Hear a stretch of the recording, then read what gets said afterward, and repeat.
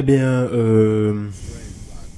force est de constater que les amis Peacemaker, c'est une masterclass. C'est une masterclass. Encore une fois, cet épisode 5. Qu'est-ce qu'on peut dire de négatif? Franchement, en fait, tout le côté humour, c'est bien dosé. Le côté action, c'est bien dosé. Les dialogues, c'est propre. Le développement des personnages, c'est cool. Et il y a des personnages qui prennent un peu plus en plus d'importance. Notamment le personnage d'Emilia Harcourt, qui vraiment, son développement, c'est trop cool. Ça apporte un peu plus de complexité dans cet épisode où on a comment dire, les 3 ans d'avant par rapport à la mort de Rick Flag Jr. Où on a les funérailles, etc. Et du coup, on a un peu le contexte par rapport à sa motivation concernant Peacemaker et concernant ce que lui a demandé Rick Flag Jr. Le fait de faire en sorte de capturer Peacemaker. Du coup, il y a des choses qu'on comprend. Et vraiment, ce développement du personnage, c'est incroyable. Vraiment, le personnage d'Emilia Harcourt et le personnage de Bordeaux, masterclass de cet épisode. Et puis la confrontation. Moi, je vais appeler cet épisode de confrontation. Parce qu'on a la confrontation entre Peacemaker et Rick Flag. On a la confrontation entre Bordeaux et Harcourt. Et la confrontation aussi entre Fleury et l'espèce de judo-maker. Voilà. Judo-maker, Fleury et Economos. Souvent, ces trois-là, ils se chamaillent. Et c'est génial parce que les dialogues sont top. On comprend la vision de chacun avec des dialogues qui sont complètement tarés, complètement débiles, humoristiquement parlant. C'est trop fort ce que Monsieur James Gunn nous pond. Et on s'ennuie pas. Vraiment, je ne m'ennuie pas. Quand je vois cet épisode, je suis pas là en mode... En plus, l'épisode, il est grave court. À un moment, tu te dis, mais c'est trop court, c'est pas possible. Ça va pas assez loin, c'est trop court. Parce que t'arrives à la fin, tu te dis, ah ouais, c'est déjà fini. C'est déjà fini. Pourquoi? L'épisode, il dure 36 minutes. Attendez, non, oui. 35 minutes. Et il se passe des choses dans l'épisode. Il se passe des choses entre le côté action, le côté émotionnel. Parce que là, on est pas mal dans le côté émotionnel par rapport à Chris. Où là, vraiment, il en a marre par rapport à ce qu'il a vécu. Parce qu'il se fait taper sur la gueule par Rick Flag. Il arrive à un point de non-retour où il a envie d'aller dans cette vie parfaite, entre guillemets, la vie d'illusion, qui n'est pas vraiment sa réalité, du coup dans l'autre réalité qui est sa vie d'illusion, entre guillemets, qui est la vie parfaite, et il décide d'y aller. Et du coup on a tout ce côté émotionnel où il dit au revoir à tout le monde, il fait un message et tout, enfin un message entre guillemets d'adieu, et vraiment c'est fort parce qu'on comprend que tous les personnages autour de lui, tous ses amis, ils sont prêts à tout pour le récupérer, à tout pour le revoir, et il fait en sorte qu'il puisse combattre entre guillemets ses démons et ne pas fuir. Et c'est ça aussi toute la complexité que j'aime bien sur Peacemaker. En fait, c'est un personnage qui est attachant parce que il est drôle, il est con, c'est un héros quand même, il est fort et il a tous ces trucs du quotidien, tous ces tracas du quotidien, la relation avec Harcourt, etc. Le fait qu'il est pas aimé, etc. Et ça joue sur lui. Et plutôt que de combattre tout ça et de rester dans sa réalité, il préfère aller fuir dans la réalité entre guillemets qui est parfaite. Et du coup, ça amène au fait que le personnage, parmi toutes les bonnes choses qu'il est, c'est quand même un connard, c'est quand même un lâche qui est prêt à abandonner entre guillemets ses amis, du coup égoïste aussi, pour aller vivre sa vie parfaite entre guillemets.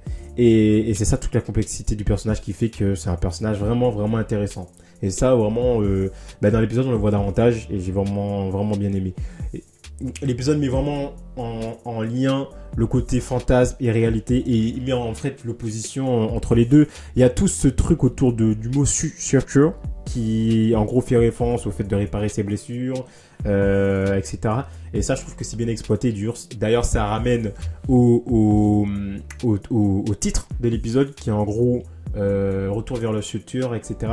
Et du coup ça fait grosse référence au Retour vers le futur.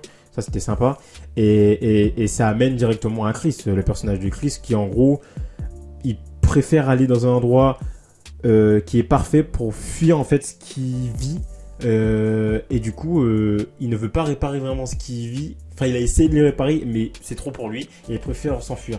Et ça je trouve que la manière dont c'est amené c'était plutôt intéressant. Il y a aussi des choses intéressantes cet épisode avec le côté mystification avec Monsieur Red Sitwide qui lui qui est le tueur de Piaf, on va l'appeler comme ça, qui lui Chez. Bien fait, bien fait, bien fait. D'ailleurs, le mec, il a duré un épisode. Hein. Un épisode et demi. Un épisode et demi.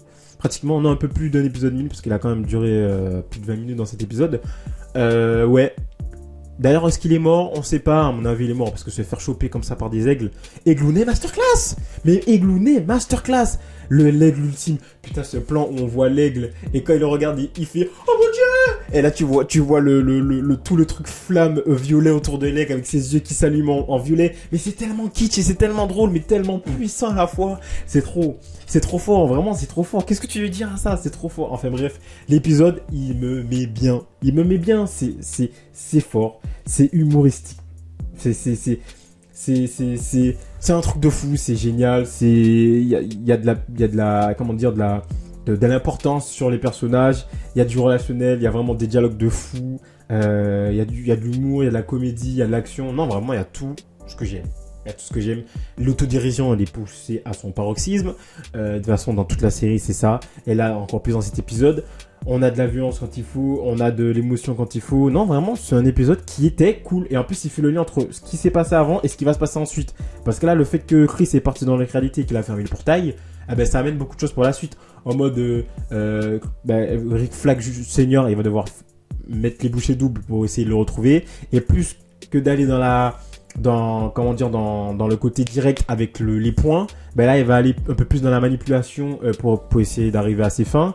Et puis ses amis, des amis de Peacemaker, Arco, etc., ben ils vont tout faire pour le retrouver parce que maintenant ils ont le portail entre les mains, donc ils vont essayer d'aller à un endroit tranquille pour essayer d'aller le chercher dans tous ces univers. Donc il y a des choses qui sont intéressantes pour la suite, qui sont intéressantes, et moi j'attends vraiment les amis. J'ai pris du plaisir.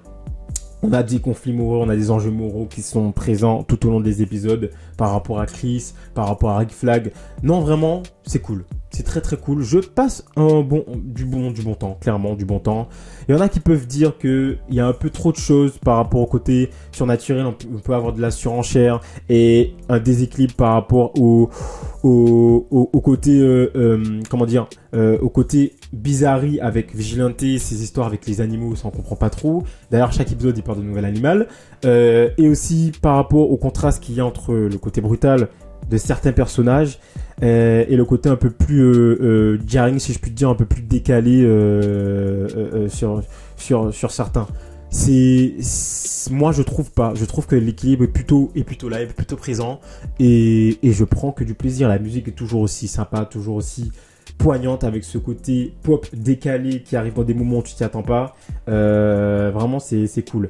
Il y a des scènes qui sont vraiment sympas. La scène des aigles, ils sont tous autour. Vraiment, la scène des aigles elle m'a marqué. Ils sont tous autour, qui sont avec Aiglounet en mode c'est l'aigle suprême, vous m'obéissez, et ils vont tous sur Synthwave le défoncer.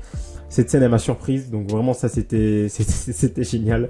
C'est ça aussi c'est cool. On est surpris, et ça j'aime beaucoup.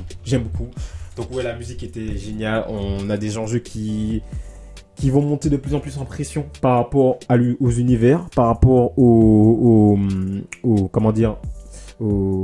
choix de chacun, et aux amis, surtout aux amis de Peacemaker. Donc ouais, un épisode qui fait du bien, un épisode qui continue dans la lancée des premiers épisodes, et là qui fait vraiment le pont entre ce qui se passe avant et là ce qui va arriver après, parce que là je pense qu'on va entrer dans du salace, on va entrer dans des choses un peu plus importantes, on va avoir un peu plus davantage d'enjeux, mais aussi un peu plus de confirmation sur certaines choses, et ça va être cool. Voilà les amis, j'espère que cette petite vidéo sur Peacemaker épisode 5 saison 2 vous a fait plaisir. N'hésitez pas à vous abonner les amis, et n'hésitez pas à lâcher un petit like, ça fait toujours plaisir. On se retrouve pour une nouvelle vidéo, Peacemaker ou autre, et d'ici là, on se retrouve très bientôt. Ciao tout le monde.